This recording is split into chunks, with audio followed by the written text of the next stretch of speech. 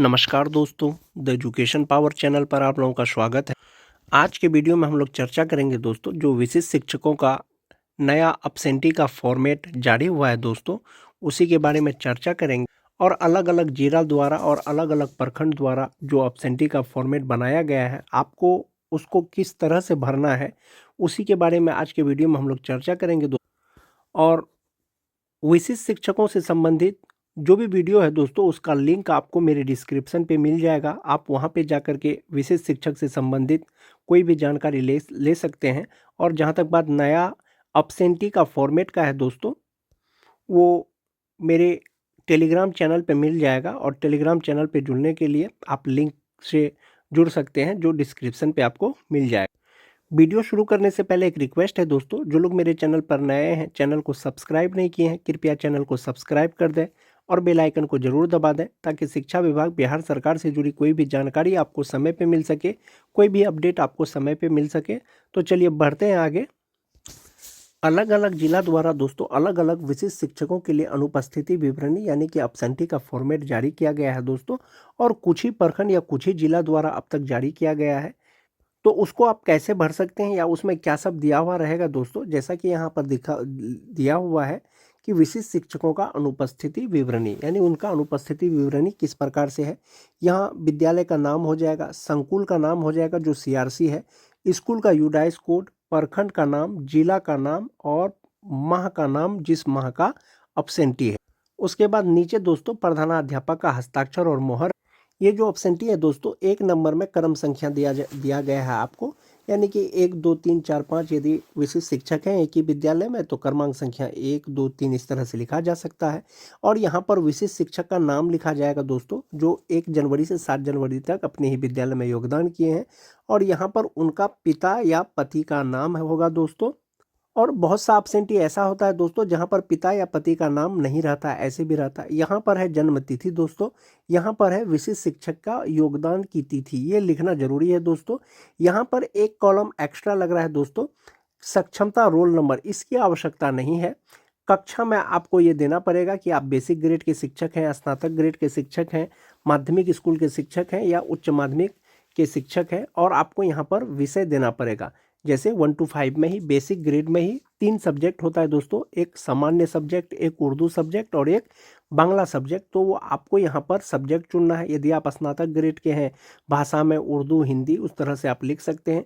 Most important जो चीज़ है दोस्तों, जो विशिष्ट शिक्षकों की अनुपस्थिति में आएगा, वो आएगा प्रान नंबर।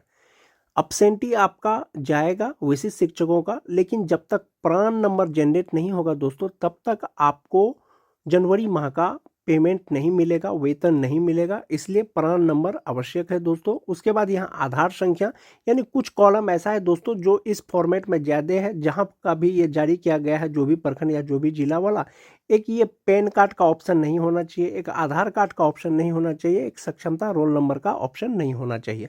दूसरा है यहाँ पर दोस्तों बैंक अकाउंट नंबर चाहिए, आईएफएससी कोड चाहिए, कार्य अवधि कब से कब तक, अनुपस्थित दिनों की संख्या वो देना है और अभियुक्ति में देना है। तो ये एक फॉर्मेट हो गया दोस्तों। इसी तरह का बहुत सारा फॉर्मेट जारी किया गया है। ये वाला फॉर्मेट जो दोस्तों, ये पूर्णिया जिला का धमदाहा प्रखंड के द्वारा ये जारी किया गया है दोस्तों। और 1 स्कूल 1 अपसेंटी ऑल टीचर के लिए अनुपस्थिति विवरणी दिया गया है। और यहाँ पर नेम ऑफ स्कूल, स्कूल का नाम आ जाएगा, यहाँ सीआरसी यानी संकुल का नाम आ जाएगा। और इसके ऊपर में यहाँ माह का नाम आ जाएगा, जैसे जनवरी माह का आप बना रहे हैं तो वहाँ पर जनवरी लिखा जाएगा। सीरियल नंबर यहाँ पर दोस्तों देना है। उसके बाद टीचर आईडी, कौन सा टीचर आईडी, ई शिक्षा कोष का टीचर आईडी, इसलिए करके कि बिहार में शिक्षकों का जो वेतन का भुगतान किया जा रहा है अभी वर्तमान समय में, वो ई शिक्षा कोष पर ऑनलाइन अटेंडेंस के आधार पर ही किया जा रहा है। यहाँ टीचर नेम है, यहाँ डिजिनेशन है, डिजिनेशन मतलब assistant teacher, school teacher, exclusive teacher, यहाँ बैंक का अकाउंट नंबर और यहाँ प्रान। प्रान जब तक जनरेट नहीं होगा दोस्तों, विशिष्ट शिक्षकों को वेतन का भुगतान नहीं किया जाएगा।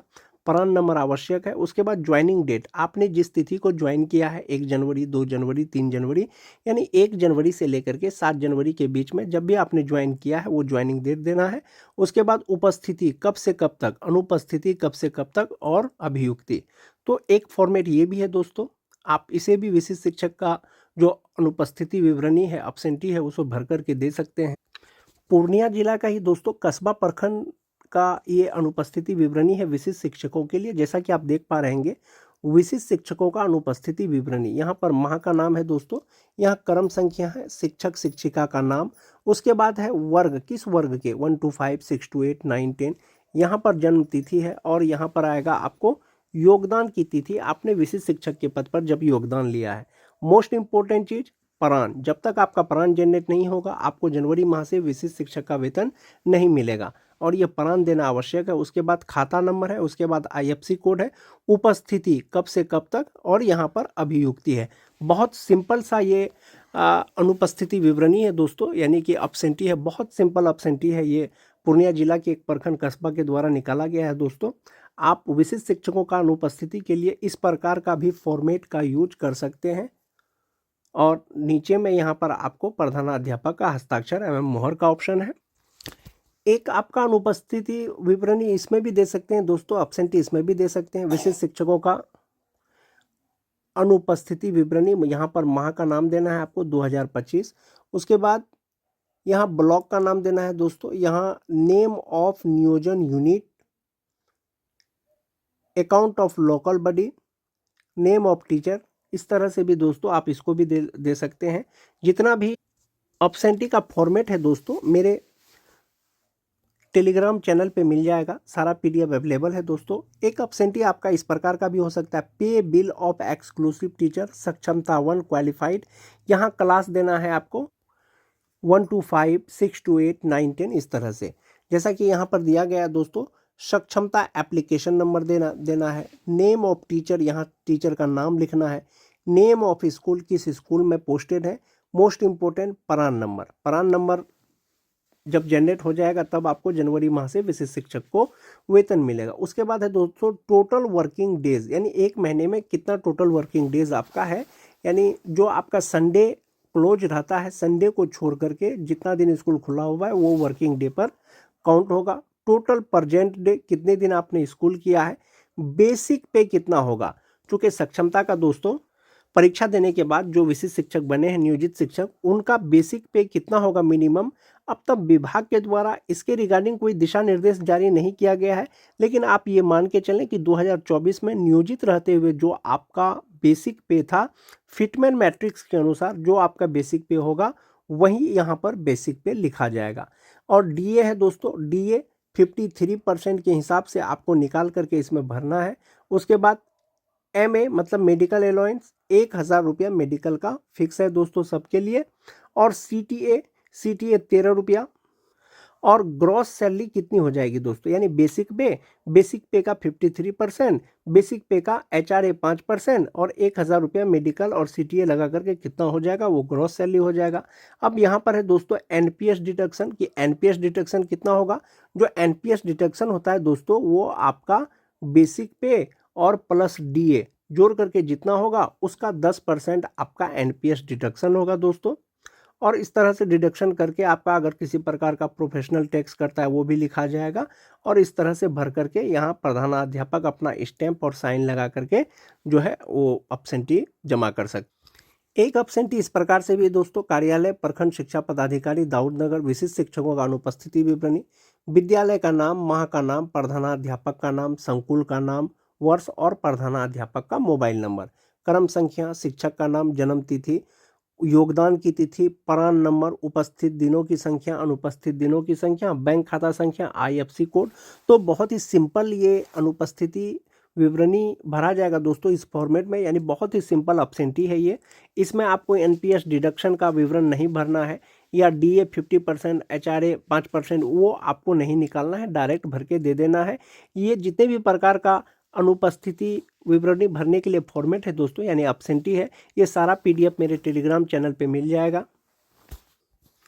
एक ये भी अब्सेंटी है दोस्तों, पूर्णिया जिला के पूर्णिया पूर्व प्रखंड के द्वारा निकाला गया है दोस्तों। कार्यालय प्राथमिक इस तरह से है, विशिष्ट शिक्षक सक्षमता 1 का उपस्थिति सह अनुपस्थिति विवरणी, विशिष्ट शिक्षक का नाम, रोल नंबर, आवेदन संख्या, वर्ग, योगदान की तिथि, जन्म तिथि, खाता संख्या, प्राण नंबर, उपस्थिति कब से कब तक, अनुपस्थिति कब से कब तक और अभियुक्ति। इसमें एक दो और चीज ज्यादा लग रहा है दोस्तों, एक रोल नंबर का कॉलम। तो तो आप लोग अपने अनुसार से भी अनुपस्थिति विवरणी बना सकते हैं, एब्सेंटी बना सकते हैं। एक जो गया जिला के द्वारा जो फॉर्मेट निकाला गया है दोस्तों, जैसा कि आप देख पा रहे होंगे, विद्यालय का नाम, प्रखंड का नाम, यहाँ शिक्षक का नाम, पद नाम, जन्म तिथि, नियुक्ति की तिथि, यानी नियुक्ति की तिथि का मतलब हुआ कि योगदान की तिथि, प्राण नंबर, मूल वेतन, बेसिक पे। विभाग के द्वारा कोई दिशा निर्देश जारी नहीं किया गया है अब तक, लेकिन आप ये मान के चलें कि 2024 में जो आपका मूल वेतन था फिटमेन मैट्रिक्स के अनुसार वही आपका मूल वेतन आएगा, जो अनुलग्न क के अनुसार आया है दोस्तों। आप उसी हिसाब से आप भर करके जो है दे सकते हैं। जहां तक बात किसी किसी फॉर्मेट में आपको एनपीएस डिडक्शन का है, तो एनपीएस डिडक्शन निकालने के लिए आपका जो बेसिक पे है और उसमें जो डीए है, बेसिक पे प्लस डीए, जो कुल टोटल होगा दोस्तों उसका 10% आपको निकालना है, और वो टोटल जो होगा दोस्तों वो आपका एनपीएस अकाउंट में जमा होगा। इस प्रकार से एब्सेंटी का फॉर्मेट आपने देखा कि उसको कैसे भरना है। आज के वीडियो में दोस्तों बस इतना ही। वीडियो अगर अच्छी लगे तो अपने दोस्तों में लाइक और शेयर जरूर कर दें। मिलते हैं एक नए वीडियो के साथ, तब तक के लिए धन्यवाद।